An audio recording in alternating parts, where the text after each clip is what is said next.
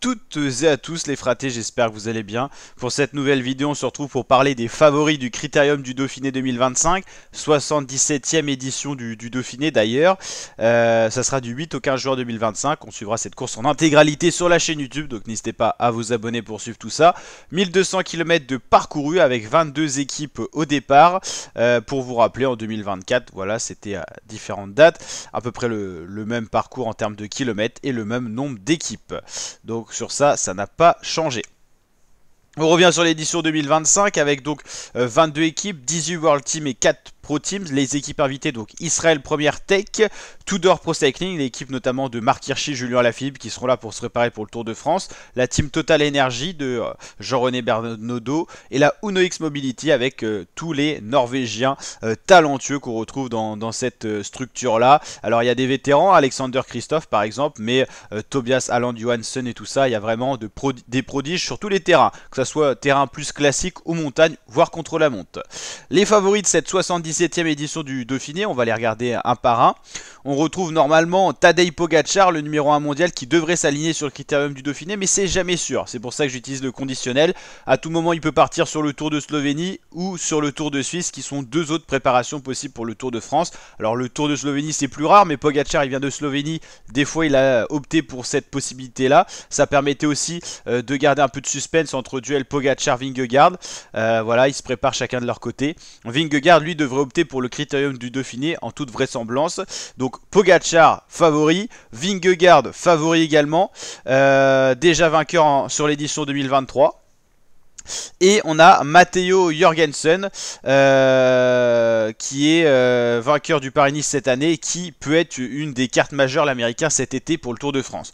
Il y aura également Remco Evenepoel normalement, donc quand même de beaux favoris, hein. Pogacar, Vingegaard, Jorgensen, Evenepoel, c'est plutôt pas mal. Primoz Roglic, le tenant du titre, devrait être absent parce qu'il fait le Giro, mais à tout moment Roglic fera Giro, critérium du Dauphiné, on ne sait jamais. Il devrait peut-être faire le Tour de France Roglic, donc à voir, on ne sait jamais. Peut-être que Roglic fera Giro, critérium du Dauphiné, Tour de France, on va voir ça. Alors tout dépend de ce qui va se passer lors du Giro qu'on suit d'ailleurs sur la chaîne YouTube en ce moment. Si jamais Roglic se sent pas terrible, il peut abandonner et décaler sa saison, ce qui paraît peu probable. Romain Bardet terminera et fera ses adieux au cyclisme professionnel sur cette course, sa course préférée, et ça sera son ultime course de sa carrière. Donc 8 étapes pour ce critérium du Dauphiné, avec pas mal d'étapes d'opportunités pour les sprinters cette année, pas moins de 4 quand même, un contre la montre, étape 4 charnière, premier test pour les favoris et 2 étapes de montagne, voire 3 quand même, avec la 6ème étape qu'on peut inclure dedans. Donc voilà, j'avais pensé à un petit truc que j'ai oublié. En tout cas, on suit en ce moment le Giro 2025 sur la chaîne, donc n'hésitez pas à vous abonner. Critérium, on suivra ça également. En tout cas, ah oui, c'est ça. Palmarès de ce Critérium du Dauphiné, c'est toujours intéressant de voir qui est capable de gagner sur ce genre de course d'une semaine. Palmarès Critérium du Dauphiné, hop, année par année, c'était donc ça que je voulais vous montrer. Donc l'année dernière, on l'a dit, le tenant du titre, Roglic devant Jorgensen et Derek G.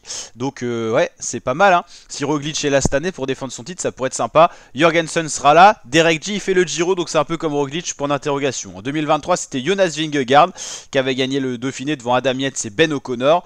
Roglic également en 2022 devant Vingegaard, O'Connor. A noter que Tadej Pogacar n'a pas fait souvent le critérium du Dauphiné et ne l'a jamais gagné. C'est une des seules courses un peu mythiques que Pogacar n'a pas gagné. Roglic, Vingegaard, Roglic à nouveau, Porte, Daniel Felipe Martinez, Fuglsang, Geraint Thomas, Fuglsang, Froome, Talansky, Wiggins, Brajkovic, Valverde, Christophe Moreau. Tous ces coureurs-là sont quand même des grands noms, ont gagné le critérium du Dauphiné. Et Froome, qui jouait souvent le Tour de France, se préparait sur le Dauphiné et l'a gagné quand même, l'a remporté à 3 reprises. Donc c'est plutôt intéressant. Roglic a gagné en 2024, le Dauphiné ça n'a pas empêché que le Tour de France ça n'a pas du tout réussi. Mais voilà. C'est quand même une course très intéressante avec un très très beau palmarès, hein. Regardez un petit peu qui on peut retrouver dans le palmarès des trois premiers du Dauphiné. Alberto Contador, Cadel Evans, TJ Van Garderen, Romain Bardet, Dan Martin, Emmanuel Bourman, Geraint Thomas, Thibaut Pinot, Ben O'Connor. Donc c'est quand même pas des petits noms. Et première édition c'était en 1947. Donc c'est une course qui a déjà de l'âge et de l'histoire. Allez l'équipe, je vous dis à très bientôt pour de nouvelles vidéos. En tout cas j'espère que cette vidéo vous a plu. Et juste pour vous dire, voilà, les favoris du Critérium du Dauphiné sont quasiment les mêmes qu'au Tour de France. On a un peu oublié de parler de Remco Evenepoel, mais voilà, pour le Dauphiné, Pogacar, Vingegaard, Evenepoel, Almeida, Jorgensen sont quand même les mêmes favoris que pour le Tour de France. Alors c'est jamais sûr que ces coureurs-là s'alignent. Des fois à la toute dernière minute, ils partent et ils optent pour une autre course, mais en tout cas il y a de grandes probabilités qu'ils fassent le doublé Dauphiné Tour de France. Allez, n'hésitez pas à liker, le petit pouce bleu, vous abonner, partager. Ciao les fratés, portez-vous bien.